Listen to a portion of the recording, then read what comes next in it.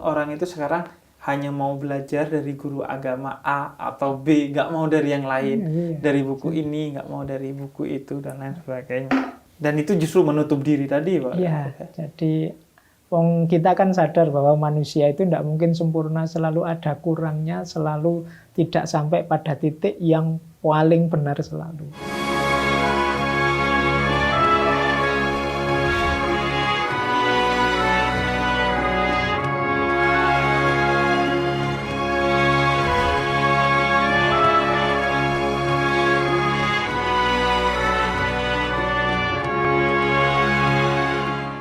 Kalau perasaan, Mbak Faiz, karena kan saya juga kebetulan S1 filsafat gitu. Ya nggak kebetulan sih, tapi milih waktu itu. Sudah betul berarti. Sudah betul.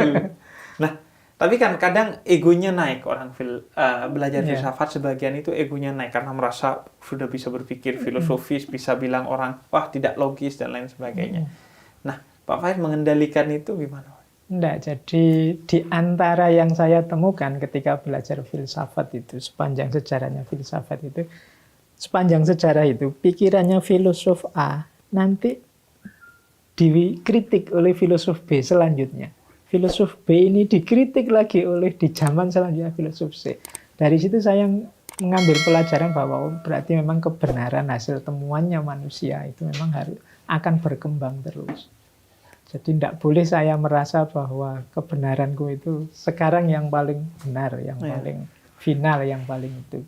Nah itu akhirnya apa? Ya ini nanti berpengaruh pada jiwa, cara menyampaikan, cara membicarakan filsafatnya, cara mengungkapkan gagasan dan lain sebagainya. Jadi kesadaran bahwa ini ya mewakili satu kondisi tertentu, situasi tertentunya para filosof yang tidak selalu cocok untuk semua situasi, yang tidak pasti benar.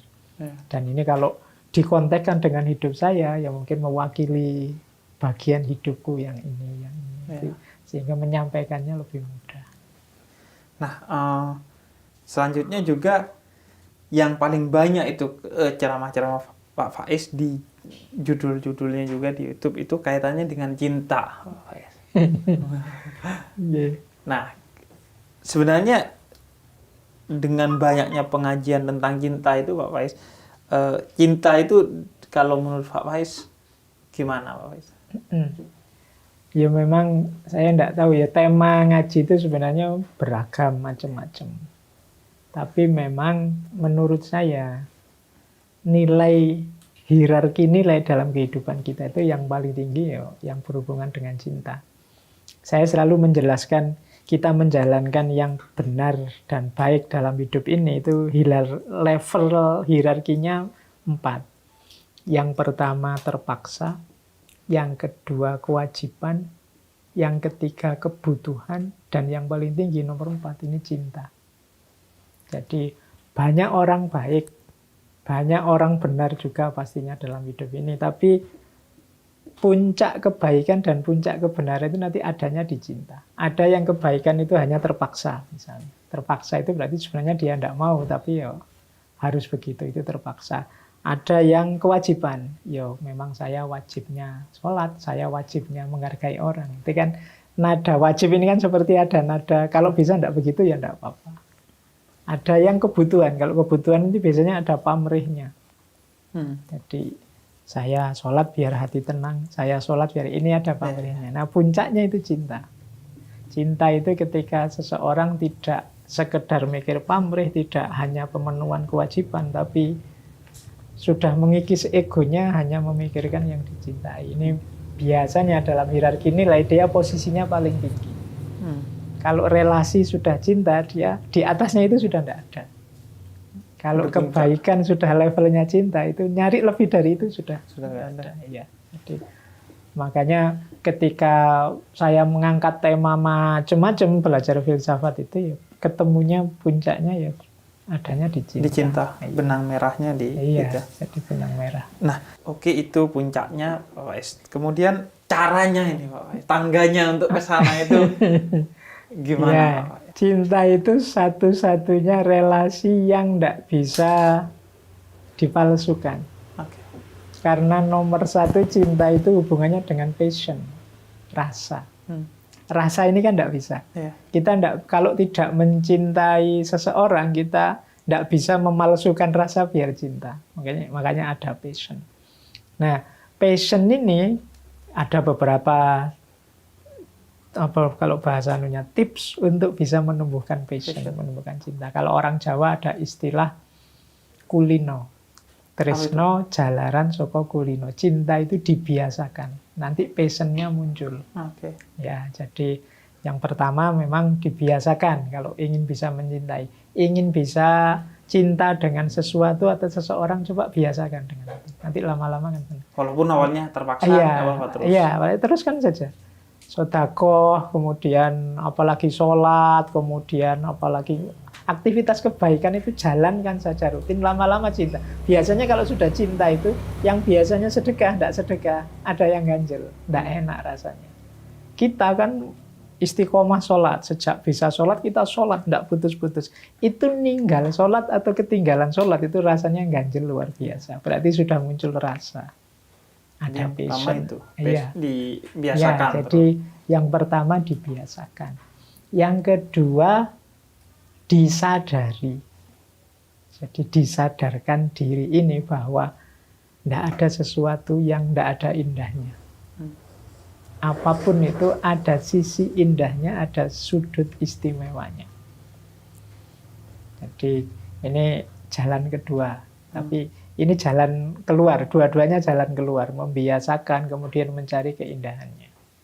Apapun itu nanti di antara jalan untuk menumbuhkan cinta. Kayak ustadz-ustadz kalau nasihati, sholat itu, biasanya kan itu biasanya ditunjukkan indahnya, biar orang terus jatuh suka sama sholat. Nah, itu jalan kedua. Pak Faiz bilang ustadz itu biasanya seolah-olah Pak Faiz ini bukan ustadz, padahal ustadz. Saya belum pede loh ngaku saya ustadz. Tidak ngaku, kita yang bilang. Sudah di masjid ngajar filsafat. Gitu kan. Jadi itu dua jalan. Ada lagi yang ketiga. Yang dua pertama jalan keluar. Ada lagi jalan ke dalam. Kalau jalan ke dalam itu yang kita bersihkan diri kita. Jadi yang kita jernihkan diri kita.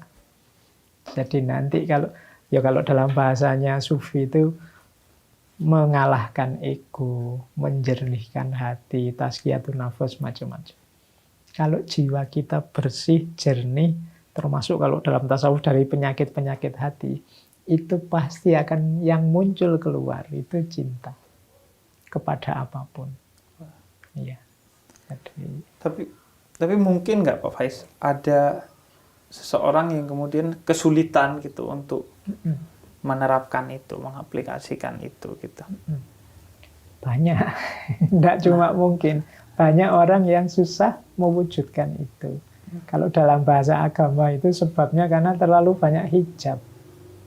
Hijab itu penghalang. Dia dari cinta. Biasanya nomor satu itu ego. Ini yang paling berat. Jadi egonya sendiri, dirinya sendiri. Yang nomor dua sejarah. Sejarah itu situasi global, situasi zaman hari ini. Itu banyak, misalnya hari ini situasi orang serba pertandingan, mungkin lewat medsos, lewat macam-macam. Ini kan susah. Serba perhitungan ekonomi untung rugi, ini susah. Itu bahasa saya sejarah. Yang ketiga masyarakat.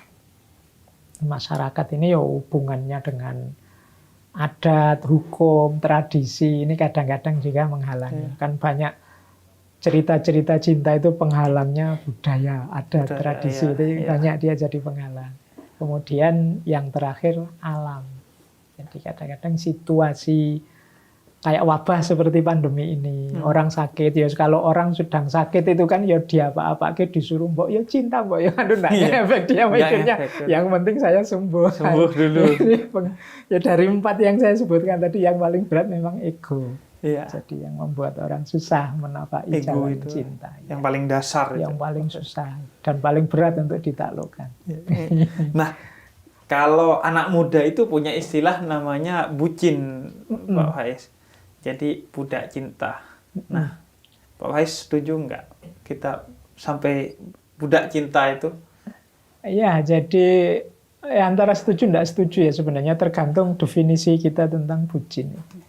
Kalau bucin itu diartikan orang jatuh cinta dan sampai menjatuhkan dirinya, menghilangkan dirinya sehingga dia tidak eksis jadi dirinya sendiri dan macam-macam. Itu menurut saya ya jangan. Karena cinta itu selain passion masih ada care, masih ada responsibility, masih ada respect. Jadi selain ada rasa ya harus ada respect. Respect itu menghargai. Orang yang bucin tadi jangan sampai jatuh pada level tidak menghargai dirinya, apalagi menghargai yang dicintai. Dia harus tetap saling menghargai. Juga ada responsibility. Responsibility itu tanggung jawab. Jadi jangan melakukan hal-hal yang tidak bisa dipertanggungjawabkan. Jadi hal-hal yang justru merusak, bahasa saya, nama baik cinta itu sendiri. Jadi sebenarnya cinta itu mulia, tapi kadang-kadang kita sendiri yang menjatuhkan, ya merusaknya. Jadi kita melakukan hal-hal yang menjatuhkan nama baiknya cinta. Jadi ada passion, ada care, ada respect, ada respons. Care itu peduli. Jadi kalau ada pasangan kita kok bucin pada kita dan kita diam saja, biar saja kamu kalah di bawahku, kamu takluk di bawahku, modelnya gitu. Berarti dia tidak care. Termasuk juga cinta kepada agama, Pak. Iya. Kalau dia sampai membuat seperti itu. Iya, cinta pada agama pun kita juga harus care, harus respect, harus responsible. Jangan sampai cinta kita kepada agama secara tidak bertanggung jawab sehingga justru menjatuhkan nama cinta dan nama agama. Jadi itu juga kadang-kadang kita kan melakukan itu secara tidak sadar. Atas nama agama atau atas nama cinta, kita melakukan hal-hal yang justru kontraproduktif dengan visinya cinta, visinya agama. Dan itu bisa dibilang sudah ego ya Bapak? Bukan lagi ego. cinta agama. Jadi ada istilah yang menarik itu, ada filsuf muslim kontemporer namanya Muhammad Argun. Dia punya istilah, banyak orang hari ini itu justru yang dicintai bukan agamanya, meskipun dia bilang itu cinta agama, tapi pikirannya sendiri tentang agama. Jadi yang disakralkan bukan din, tapi yang disakralkan adalah afkar ad-diniyah. Afkar ad-diniyah itu pemikiran keagamaan. Makanya beliau punya istilah, di antara penyakitnya umat Islam hari ini itu takdisul afkar ad-diniyah. Jadi sakralisasi pemikiran keagamaan. Jadi dia mensakralkan pikirannya sendiri, seolah-olah pikirannya tidak mungkin keliru, tidak mungkin salah.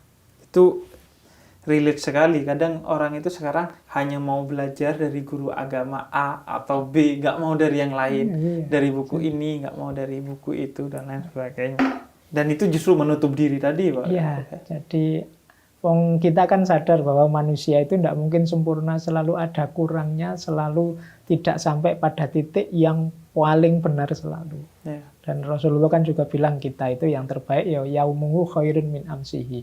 Kemarin, hari ini lebih baik dari kemarin. Berarti kita itu harus progres terus. Progres itu berarti ya kita tidak mandek. Membuka diri. Iya, sementara yang takdis tadi, yang mensakralkan tadi kan berarti mandek. Seolah-olah ini yang paling benar. Nah, kalau cinta pada diri sendiri, Pak, batasannya itu apa? Ya, jadi sebenarnya cinta pada diri sendiri itu bagian dari cinta pada yang di luar diri. Tidak mungkin orang mencintai yang di luar dirinya, tapi tidak mencintai dirinya. Makanya yang bucin-bucin tadi, ketika melakukan hal-hal yang menunjukkan tidak respect pada dirinya sendiri, ya justru dia menjatuhkan namanya cinta. Jadi dia justru harus pertama-tama mencintai dirinya sendiri. Sama kayak saya bilang, tidak mungkin orang yang tidak bahagia bisa membahagiakan orang lain. Tidak mungkin orang yang tidak gembira bisa menggembirakan orang lain. Okay. Jadi berarti orang tidak mungkin bisa mencintai yang di luar dirinya tapi tidak mencintai dirinya sendiri, karena dalam cinta ada unsur respect dan responsible tadi, menghargai dan tanggung jawab. Bagaimana saya bisa membahagiakan yang saya cintai kalau diri saya sendiri tidak tegak, tidak kuat, tidak bahagia. Iya, tidak bahagia. Jadi ada kan orang yang, oh saya gadaikan kebahagiaan saya untuk orang lain. Iya, Nah, itu. jadi berkorban untuk orang lain. Nah, kalau bahasa filsafat kan orang-orang altruistik yang pokoknya engkau saja yang bahagia, aku enggak bisa. Kan banyak hari ini kadang-kadang saya dengar itu kan, misalnya ada orang tua yang bilang, pokoknya saya enggak bahagia, enggak apa-apa, yang penting anak saya bahagia. Enggak bisa. Kalau dia enggak bahagia, enggak bisa bahagian anaknya. Nanti anaknya juga begitu, dia belum bahagia bilangnya, yang penting anak saya bahagia, saya enggak bahagia, enggak apa-apa. Nanti bisa sampai 7 turunan gitu terus enggak ada Atau yang bahagia. bisa juga sebaliknya mungkin Pak Faiz. Iya, jadi Ayahnya bilang yang penting anaknya bahagia, anaknya bilang yang penting ayahnya bahagia. Ayahnya sama-sama enggak bahagia. Sama-sama enggak bahagia. Jadi, Nah, terakhir Pak Faiz, Ya. ini soal cinta pada bangsa Pak Faiz. Ya. Nah, ini juga kan menjadi tema yang sering orang masih, saya gimana kadang mempertentangkan cinta agama dan cinta bangsa dan lain sebagainya. Nah, kalau cinta bangsa gimana? sama, cinta itu, saya sering bilang cinta itu fitrah. Mencintai hal-hal yang dekat kita, mencintai sesuatu yang bermanfaat untuk kita, mencintai sesuatu yang memberikan guna banyak untuk kita, itu manusiawi. Termasuk cinta pada tanah air, cinta pada bangsa. Karena betapapun ini kan tempat kita, wadah kita, tumpah darah kita. Jadi bahkan Rasulullah sendiri kan betapa cintanya pada Mekah. Meskipun banyak dapat kebahagiaan fasilitas dari Madinah. Tapi cintanya pada Mekah itu kan sering dipakai dalil bahwa cinta tanah air itu fitrah. Jadi dorongan jiwa manusia yang normal ya. Iya, jadi berarti cinta tanah air nggak normal. Iya, normal. Jadi kesadaran bahwa tanah air kita ini memberikan banyak sudah untuk kita. Iya. Dalam banyak hal, wong kita hidup juga dari situ. Nah, wajarnya, normalnya kita cinta pada yang memberikan banyak, memberikan berbagai hal untuk kehidupan kita. Nah, kalau ada yang saya tidak cinta, itu berarti tidak wajar. Atau memang secara sengaja rasa itu disingkir-singkirkan karena kemasukan pandangan yang berbeda, kemasukan ego yang ingin menangnya sendiri dan lain sebagainya. Ya, sebagaimana cinta ke Allah ya, karena sudah diberi banyak tak terhingga sama Allah ya. Jadi kita itu kan yang kita cinta itu kan itu yang mengesankan kita, yang membuat jasa pada kita, yang kan Imam Ghazali kan teorinya begitu. Jadi yang seperti itu pasti membuat kita cinta. Termasuk berarti ya tanah air. Dan nanti tinggal cara kita mengelola cinta. Cara mengelola. Iya, jadi kuncinya nanti justru di situ. Cara kita menyikapi rasa cinta, termasuk pada tanah air ini. Jadi cinta itu orang bilang kan anugerah, fitrah bahasa saya tadi. Oke, kalau manusia normal pasti itu lahir muncul. Nah, sekarang tugas kita itu cara kita menghidupkan cinta. Makanya ada istilah jangan falling in love, tapi standing in love. Jangan jatuh Cinta, tapi berdiri tegaklah dalam cinta. Jadi kalau jatuh itu kan tadi nanti efeknya jadi bucin tadi. Iya, nggak bahagia. Iya, tapi tegaklah dalam cinta. Tapi saya juga ini ingat sebagai penutup Pak Faiz. Ya. Kadang orang membenturkan antara cinta dan rasio. Jadi kadang ya, saya mencintai dia, tapi kata orang tua jangan, karena itu nggak rasional, dia miskin, ini itu. Nah, kalau keduanya mengkombinasikan gimana Pak? Yang pertama menurut saya cinta itu tidak selalu berdasarkan prinsip-prinsip rasional. Karena awalnya memang anugerah dari Allah. Rasa ini kan kita tidak bisa ngontrol jatuh cinta sama siapa. Tapi kemudian cara kita mengendalikan cinta itu butuh rasio. Jadi mengendalikan itu ngatur. Ini rasa ini saya lanjutkan apa enggak. Kasusnya pelakor misalnya. Kan rame kan hari ini pelakor. Enggak ada salahnya kalian jatuh cinta dengan siapapun termasuk mungkin yang sudah suami. Tapi caramu mengelola cinta itu nanti menentukan kisah selanjutnya. Engkau orang baik atau tidak, engkau orang yang berguna atau tidak, engkau orang. Jadi kuncinya di situ. Atau bahkan engkau seorang pecinta sejati atau bukan. Jadi sebenarnya engkau hanya pamrih egomu yang harus menang atau Cinta sejati. Kalau cinta sejati kan nggak ya, mesti kayak tadi harus. cinta sejati itu dia harus bertanggung jawab, dia harus peduli. Kalau ngikuti nafsu egonya saja, nggak peduli, terus jatuh pasangannya, jatuh enggak bisa. Makanya ada filosof itu yang bilang cinta itu menjagaku dari menyakitimu, bahkan termasuk dari diriku sendiri. Dari diriku Ya, sendiri. kalau kehadiranku membuatmu sakit, aku akan minggir. Iya. Karena aku hanya ingin engkau bahagia. Nah, itu cinta. Makanya Oke. di Quran tuh banyak juga doa la ilaha illa anta inni kuntu minadh dhalimin ya. Karena kadang diri ini Iya. mendolimi diri Jadi sendiri, kita Pak Faiz. mendolimi diri kita sendiri. Iya, walaupun Jadi, mau atas nama cinta dan lain iya, sebagainya. jadi itu yang menurut saya, maka cara kita mengekspresikan cinta butuh akal sehat. Sehat. Butuh kepedulian pada budaya, pada nilai, pada tata masyarakat. Nggak boleh mentang-mentang cinta terus sesenangnya sendiri dipuaskan sak kapok-kapok. Wong cinta kok kan. Iya. Gitu ya. Oke, Pak Faiz, Iya. terima kasih banyak Pak Faiz Iya, sudah sama-sama. dijamu atas waktunya dan utamanya atas ilmunya, Pak Faiz. Iya. Jadi kita relatif utuh nih belajar tentang cinta sekaligus belajar tentang akal gitu. Dua karunia terbesar dari Allah. Terima kasih Pak Faiz, semoga bisa Sama-sama. ngobrol-ngobrol lagi iya, nanti terima selanjutnya kasih. main ke Ya. Jogja lagi. Terima kasih, Ya. terima kasih. Itu teman-teman obrolan saya dengan Pak Fahrudin Faiz. Silahkan teman-teman ambil yang bisa bermanfaat atau yang dibutuhkan oleh teman-teman. Dan seperti yang Pak Faiz bilang bahwa kuncinya adalah ilmu dan cinta. Tanpa keduanya hidup kita akan kacau. Boro-boro bahagiain orang lain, bahagiain diri sendiri aja nggak akan bisa.